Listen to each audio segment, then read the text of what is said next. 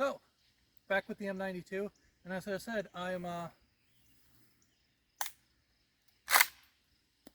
have one on pipe. Kind of useless as a pistol, so we're going to bump fire.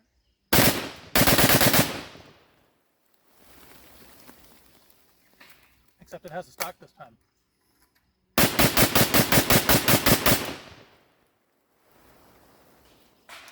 I'm covered in poopy. Okay, time to go to a tabletop. Hey YouTube, coming at you with a real quick video on the Yugoslavian/Serbian M92 AK. Now, this looks a little bit different from the previous video I did on this, where I was just firing this into freaking trash.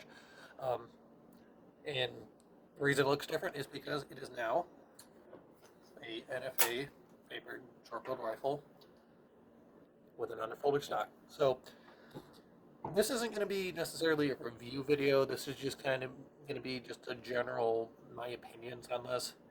So without too much nonsense, we're going to get into it. Out of the box, it's 6.6 pounds and is 19.3 inches overall. So you've got a pretty short package here.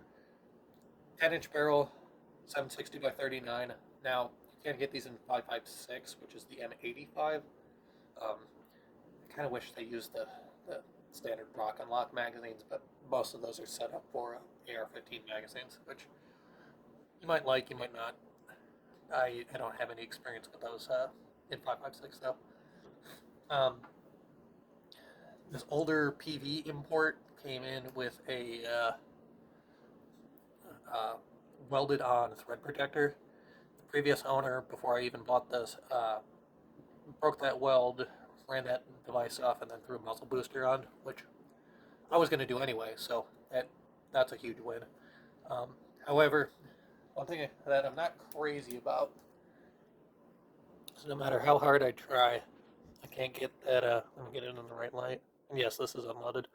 I can't get this front face of this gas block to re-blue no matter what type of chemical I use. Speaking of that, while we're here, you look at the rear sight, or the front sight. Yeah, that gun's zeroed. So that's kind of disappointing for a factory Zastava gun, that I have to crank the front sight so far over just to get it zeroed. It is zeroed. It does shoot to point of aim right now. So it's not like it's so far out of alignment that it can't be zeroed, but it's still kind of far off, and for a Zastava, I would kind of expect better. Speaking about the muzzle end of this, still, it's 26 by 1.5 thread pitch. In case you want to run in like a Dead Air Wolverine, which I actually intend to on this. Front sight, just standard AK pin and drum. It's got a little flip that would originally have contained like radium paint for a night sight. 2 white dots in the back that would also originally have been a radium, but are not on these imports.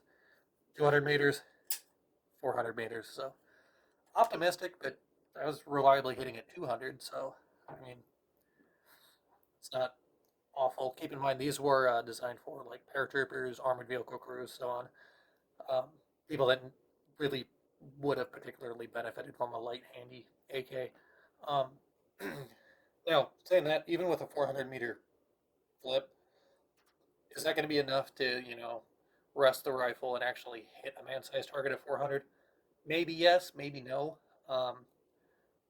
Would that be enough to suppress a target at 400 meters? Oh, absolutely. Or send rounds through a doorway or through a window potentially.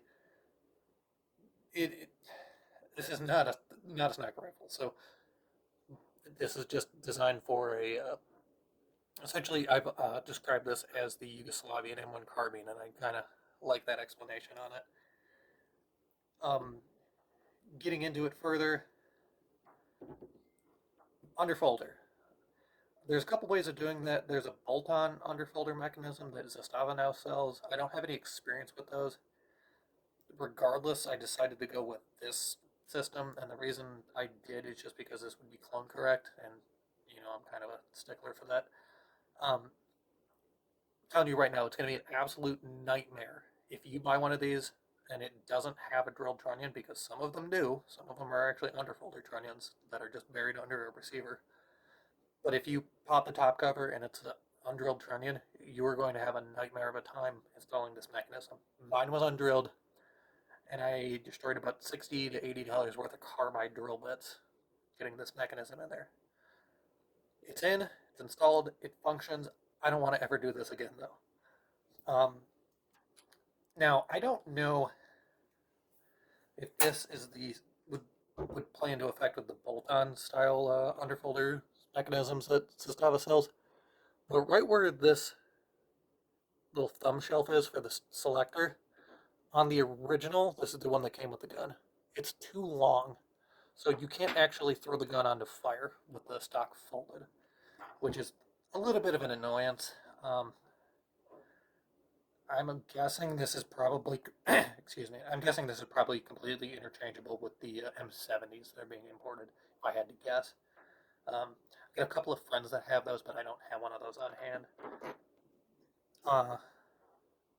But yeah, also it had the actual proper selector will have this top shelf. That way, even with it on fire, you can throw it back to safe. So if you go through the underfolder conversion on this with the actual proper through trunnion setup, you're going to have to swap the selector. Outside of that, it's been pretty reliable. I had one hang up on a surplus Yugoslavian M64 magazine where it caught on the feed lip. The bolt stopped on the feed lip, not the follower, but yeah, actually the feed lip. It was when I was monopoding on the magazine, to be fair, and this magazine's kind of, that feed lip's a little bit beat up. So, was it me? Was it the mag? Was it the gun? I don't know. That was the only malfunction, though, out of about 300, 400 rounds. Outside of that, you've got a 10-inch barrel 760 by 39 here. Even with this muzzle booster, even though this muzzle booster is a great benefit, it's still going to be about as concussive as a normal AKM. Without this muzzle booster, forget about it. I wouldn't want to be anywhere near this thing when it fires. But this kind of acts as like almost like a little single baffle to increase back pressure in the system to aid in reliability, because the dwell time is so short with the gas block being so close to the muzzle. So this does help kill down on concussion quite a bit. Conical flash hider, it will reduce the amount of flash, but it won't prevent flash. So you're still dealing with a 10-inch 760 by 39. With that being said, watch the video of my buddy shooting this thing here in a minute, and you can still see it's laying down the grass in front of the rifle for about, I don't know, 3-4 yards. So there's still a fair amount of concussion coming out of this. So probably not the best idea to use one of these as a unsuppressed home defense rifle. Just saying. But yeah, not going to delve too far into it. It uses Yugoslavian pattern handguards, so M92 Yugoslavian handguards. So can you get replacement handguards for this, or modernized handguards? Yes, your options are going to be a little bit limited. There's plenty of other people that go into that. Hinge top cover, which I kind of like, kind of throws back to almost Krankov-esque vibes. But yeah, that's about it. One thing I don't like about this, out of the box at least, is you get one sling loop in the front, which can run a standard AKM sling. Spoiler alert, I can't find an M92 sling, so if you can find me one of those, I'd be greatly appreciative. But you have no provisions in the back for a sling. I mean, I do here because I installed an underfolder mechanism. But out of the box, you would have to do a bolt-on adapter, or drill and tap back into the trunnion, or some nonsense. But it's just like, even the M70 full-length rifles from Zastava are like that, where you get a front provision, but not a rear one. So it's like, come on, man. Got to do a little bit better than that. Anyway, if you like this video, rate, comment, subscribe. I'm going to be talking about group size here, if you want to hang through that. So, see you guys.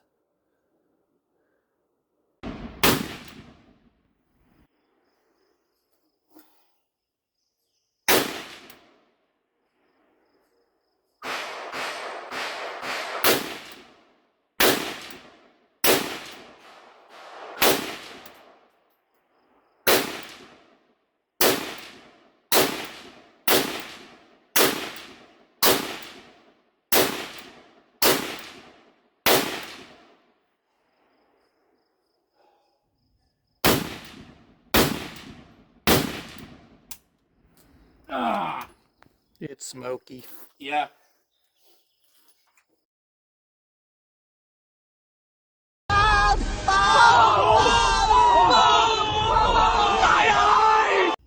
Alright guys, I don't have a tape measure. Ignore these are already there. I didn't even bother patching them. But got a 9-round group here. Tip of the screwdriver to about the tip of the pliers. So, we get a point of reference and I'll use that as a tape measure when I get back. Alright, to equate units of Leatherman to units of actual measurement. Basically right at 6 inches. So, is that great? No. Is it the worst thing I've ever seen out of an AK? Also no. But yeah, keep that in mind. Cool gun. If you want to go through the SBR conversion on it, it's kind of a blast to shoot. It's fun to shoot.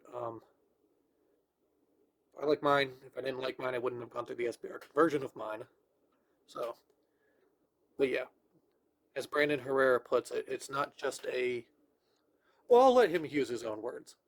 I think this configuration is what our urban city friends refer to as the Draco with the titty.